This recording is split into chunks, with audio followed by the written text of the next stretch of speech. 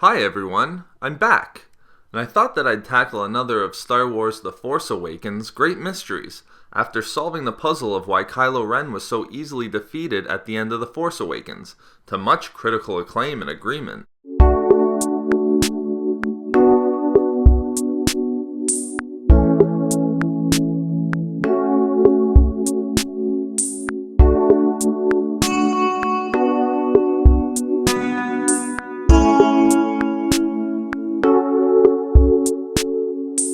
In this video expose, I will take on the challenge of determining who Supreme Leader Snoke is and why it makes the most sense. But let's just state it up front. It'd probably stand to reason that Supreme Leader Snoke is just a new and original character. There doesn't necessarily have to be an elaborate tie-in or a reveal for Snoke to be a badass antagonist. Snoke may just be Snoke, and I'd be pretty okay with that. Nonetheless, it seems that everyone has a theory of the true identity for one of The Force Awakens' great new characters. Many have obsessively jumped to comparing wounds, dissecting musical cues, and reading into actor interviews, without really thinking about who Snoke is and whether the comparisons make sense. It has turned into a game to see which outrageous theory can hold up to the simplest of scrutiny, no matter how shaky the evidential foundation. I mean, do we really think that Snoke is going to be Hera Syndulla, or some reincarnation of Anakin Skywalker? And I know, a lot of you have probably accepted by now that Snoke is Darth Plagueis. But if you really think that this guy is this guy, then we have a lot of work ahead of us. I get it. Darth Plagueis as Snoke has a romantic feel to it, seeing as he was the master of Darth Sidious, has been mentioned in a previous film, and had a pretty cool book dedicated to him that systematically retconned in everything that didn't make sense from the prequel films.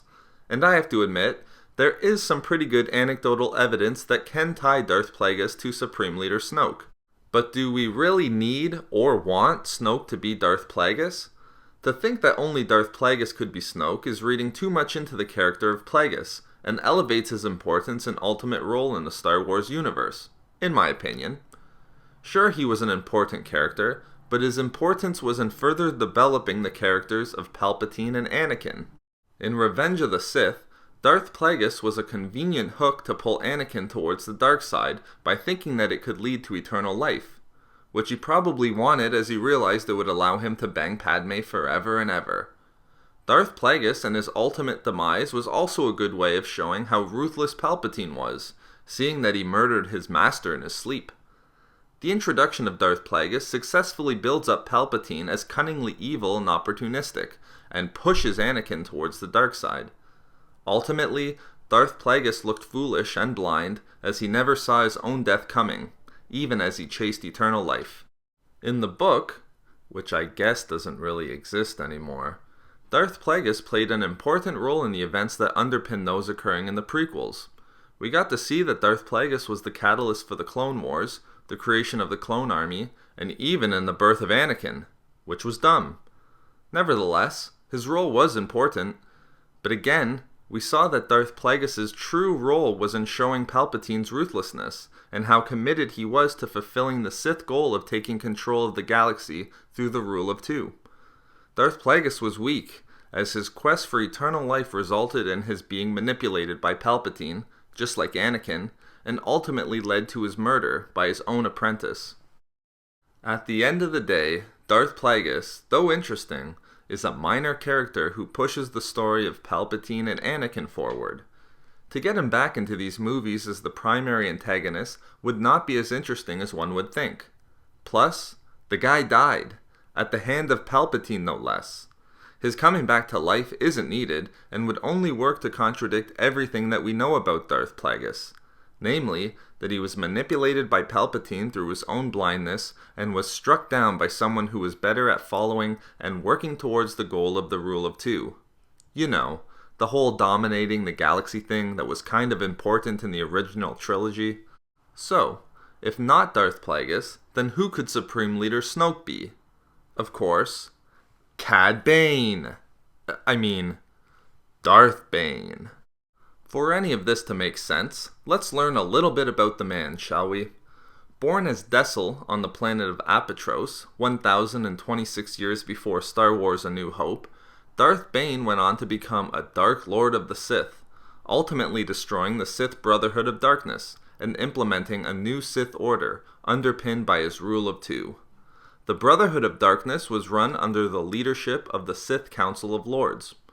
Astutely recognizing that the Brotherhood of Darkness was a flawed organization, mainly through his learning from Darth Revan's holocron amongst other ancient Sith, Darth Bane recognized that the rule of two was the only mechanism that could allow the Sith to avoid the infighting and internal struggle for power that weakened and plagued the Sith for millennia, allowing them to once again unseat the Jedi and rule the galaxy. Needless to say, aside from being an immensely powerful dark side user, well-versed in ancient Sith history and teaching, the guy was an amazingly forward-looking individual who was able to recognize the flawed ways of the Sith and change course as needed. He recognized that the equality amongst the Sith Lords, as practiced by the Brotherhood of Darkness, and by Darth Plagueis to a certain extent for that matter, would cause the inevitable destruction of the Order. Darth Bane understood that the Sith could only gain strength through a repeated cycle in which an apprentice would become powerful enough to kill their master and take their title after having learned all of the knowledge that they could.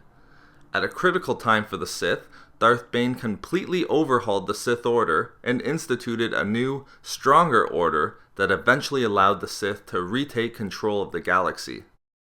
Is the dark side of the Force not at the same critical junction in the history of the galaxy during The Force Awakens?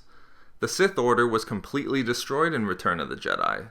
The Rule of Two implemented by Darth Bane, which successfully provided the Sith with control of the galaxy, ultimately failed in allowing them to hold on to power. The dark side of the Force is in desperate need of a new philosophy to ensure its survival and once again take control of the galaxy by the time we get to Episode 7.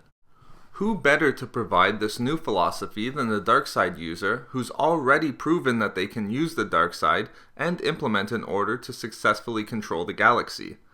After The Force Awakens, it appears that the new philosophy that's trying to be implemented is the philosophy promoting a balance between the light and dark sides of the Force, which is embodied in Kylo Ren. It would stand to reason that a forward-looking and wise dark side user such as Darth Bane, as Supreme Leader Snoke, would recognize the need for this new philosophy and then implement it.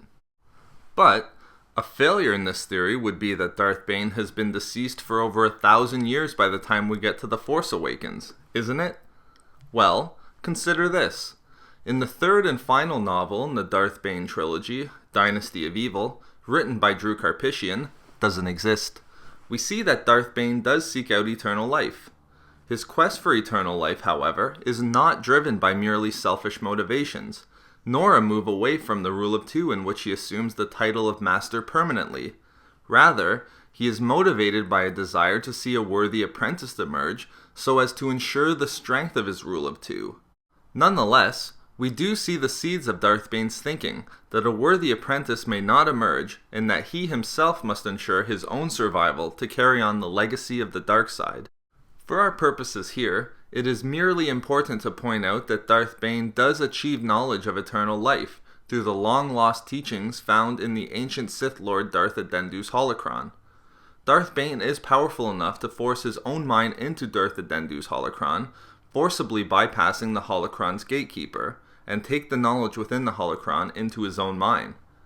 He learns the Sith ritual of essence transfer, which allows a Sith who is powerful enough to transfer their essence into a new body, destroying their own body in the process.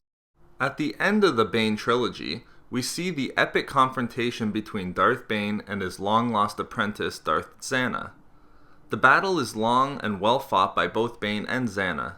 When Zana seems to have the upper hand after severing Bane's arm with her dark side sorcery, he attempts to evade her mind, using the essence transfer. The book makes it clear that Darth Bane is semi-successful in doing so, as he is able to see through Darth Zana's eyes and hear through her ears. Even so, the attempt seemed to have failed, and Darth Zana emerged the victor, having defended against the essence transfer ritual. However, not all was as it seemed, as something more important and sinister happened. Although it appeared that Darth Bane lost his confrontation with his apprentice, the controversy surrounding the ending of the fight forced author Drew Karpyshyn to address what really happened at the end of the battle. He states, Zannah won. Bane tried to possess her and failed, but he wasn't completely destroyed, though how much of him remains is something I'm going to leave open for now. Therefore, we see the strong suggestion that Darth Bane's essence survived his confrontation with Darth Zannah, leaving open the possibility that his essence transferred into someone else, with the ability to ultimately be transferred into Supreme Leader Snoke. And since we really don't know much about the specifics regarding Supreme Leader Snoke's species or age, why isn't it plausible that Darth Bane's essence transferred directly into Snoke, particularly since we at least know that Snoke is very old and has a vast knowledge of the past? Further, let's compare a few of the things we do know about Supreme Leader Snoke and see how they tie into the character of Darth Bane. First, we do know that Snoke is a calculating and reserved military leader, not just a dark side user. Importantly, Darth Bane was also shown to be well versed in military affairs. Before joining the Sith Academy on Korriban, Darth Bane was a distinguished soldier in the Sith Brotherhood of Darkness, and showed he had a very capable military mind in the assault on Kashyyyk and in the Battle of Hiskor. Further, he directed a unit to a difficult and very unlikely victory in the Battle of Faesira. Therefore, we see that Darth Bane has direct military experience, and has demonstrated that he too is a calculating and knowledgeable military leader. Contrast this with Darth Plagueis, who lacks any direct military experience whatsoever. We also know that Supreme Leader Snoke is a powerful dark side user, and has a vast knowledge of the Force. Darth Bane's strength with the dark side of the Force hardly has to be mentioned.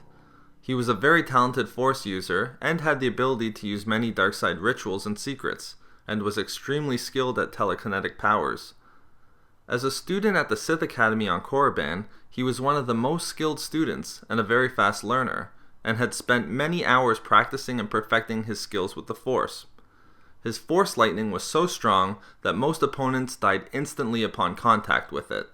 Further, Darth Bane also had an extremely vast knowledge of the Force, the result of personally seeking out the ancient ways of the Sith within Sith temples and planets, including the Valley of the Dark Lords on Korriban and the Temple of the Ancients on Rakata. He spent hours reading ancient Sith texts that were banned at the Sith Academy. Darth Bane had access to a large collection of Sith tomes, texts, manuscripts, artifacts, and scrolls, which he personally sought out himself. He also personally discovered the hidden lore found in the holocrons of 4 legendary Sith Lords, including Darth Revan, Freedon Nad, Belia Darzu, and Darth Adendu, gaining the vital knowledge therein. Oh, and just in case you're wondering if any of this is even plausible on the basis that Darth Bane might not even exist in the current canon of the Star Wars universe, I'll just bring your attention to the fact that in the animated television series Star Wars The Clone Wars, which is canon, in Season 6, Episode 13, Yoda travels to the ancient Sith planet of Moraban and encounters an illusion of Darth Bane within a Sith temple. During their back and forth banter, Yoda does recognize Darth Bane as the creator of the Rule of Two, which we can then infer that a lot of Darth Bane's lore as presented in this video is accepted canon in the Star Wars universe. At least it is for me. So there we have it. A fully comprehensive and reasonable basis for why Supreme Leader Snoke can be revealed to be Darth Bane in the upcoming Star Wars films. I think we nailed it. For more fun Star Wars theories and discussions, why not subscribe? Also, if you enjoyed the video, think about giving a like or leaving a comment. If not for me, for Darth Adendu.